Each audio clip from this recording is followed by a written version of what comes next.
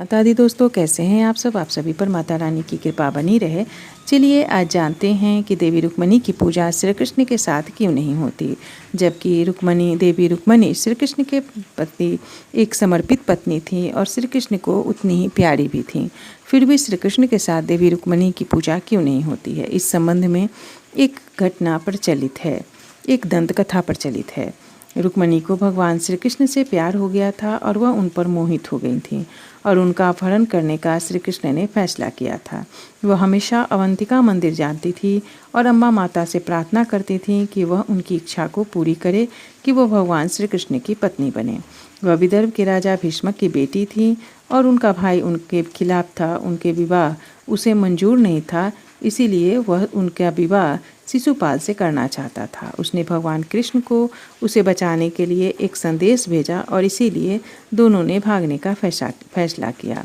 एक दिन जब देवी रुक्मणी मंदिर में पूजा करने गए, उसी समय भगवान श्री कृष्ण उनको ले गए और उनसे शादी कर ली और कुछ समय तक ये आनंदपूर्वक रहने लगे। एक समय भगवान श्री कृष्ण ने दुर्वासा ऋषि को आमंत्रण देने का सोचा और तब वह देवी रुक्मणी के साथ ऋषि दुर्वासा को रात्रि भोज के लिए आमंत्रित करने के लिए गए।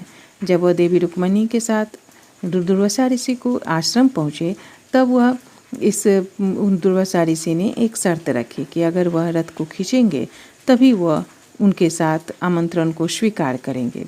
श्री कृष्ण और रुक्मणी दोनों ही इस बात से सहमत हो गए और जब दोनों उनके रथ को खींच रहे थे, तब रास्ते में रुक्मणी जी को प्यास लगी और उन्होंने भगवान श्री कृष्ण से पानी मांगा। उन्होंने धरती पर अपने पैर से प्रहार किया, जिससे कि गंगा फूट पड़ी। रुक्मणी जी ने अपनी प्यास बुझाई, लेकिन इससे देख कर के दुर्वासा ऋषि क्रोधित हो गए, क्योंकि उन्हें पानी के लिए नहीं पूछा गया था। यह तो होना ही था, क्योंकि दुर्वासा ऋषि अपने क्रोधी स्वभाव के लिए जाने जाते हैं। वह एक ऐसे ऋषि हैं जो आसानी से किसी को भी श्राप दे देते थे, बिना सोचे समझे। क्रोध में आकर उन्होंने भी देवी रुक्मणी को भी श्राप दे दिया कि दोनों हमेशा अलग अलग रहोगे। यह कोई नहीं जानता कि उन्होंने भगवान श्री कृष्ण को श्राप क्यों नहीं दिया, लेकिन श्राप के फलस्वरूप उन्हें अलग अलग रहना पड़ा। श्राप निरस्त हो गया, ये भी कोई नहीं जानता। कुछ लोग कहते हैं कि वास्तव में भगवान श्री कृष्ण ने ही अप्रत्यक्ष रूप से दुर्वासा जी को अनजाने में श्राप देने के लिए उकसाया था, क्योंकि श्री कृष्ण को उनका अहंकार पसंद नहीं था। वैसे भी यही कारण है कि रुक्मणी देवी मंदिर द्वारिकाधीश मंदिर से सटा हुआ नहीं है, बल्कि कुछ दूरी पर है। यह भी उल्लेख है कि यह मंदिर पानी से रहित चट्टानों के बीच बंजर भूमि में पड़ा हुआ है।